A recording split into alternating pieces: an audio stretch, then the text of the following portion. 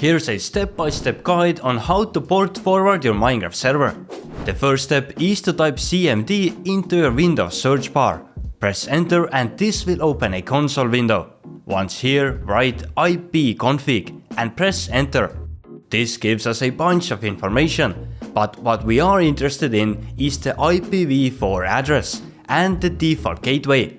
Your IPv4 and gateway will look different to mine, so don't worry about that and write this down. If that sounds complicated, you can check out Selfhosted and get to playing in minutes without any of the port forwarding hassle. Next step is to copy your gateway address into a web browser. This will open the control panel of your router. If you happen to have a VPN enabled, you might need to disable it, since it can block the access to the gateway.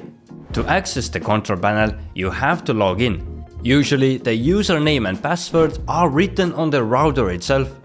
Once you're in, your panel's interface will probably look different to mine, but the process is pretty much the same for any router. I need to open more functions, then security settings in the drop-down menu, look for NAT services. Here where it says port forwarding, I'll click on the plus icon, and if you can't seem to find the correct location in your router settings, Google how to port forward using and add your router model at the end. Most of the time Google will give you a detailed description on how to find these correct settings.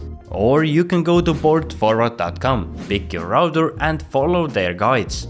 Now that you have found where to forward the port, write Minecraft in the service name box. Then change the protocol to TCP/UDP and add Minecraft's default port, which is 25565, and add it in both internal and external ports. The final step is to press save. And in order to join your Minecraft server, you and your friends have to copy your public IPv4 address into the server's address box. If you don't know what your public IPv4 address is, just Google "what is my IP address". Sometimes you yourself will not be able to join with the IP, so just use localhost as the server address when that happens. But if your friends are having trouble connecting instead, then the most common issue is that your firewall won't let them connect. We even made a tutorial on how to get past the Windows firewall when hosting a server, which is linked in the description. And if forwarding your port and messing around with Windows Defender is too much work, then use a third-party host like Selfhosted to play with your friends.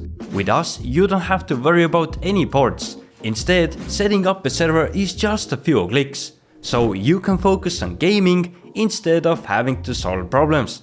We have a 7 days money back guarantee, so there is no risk to try us out. And if you are new on Selfhosted, then use the code HELLO to get 25% off on your first month.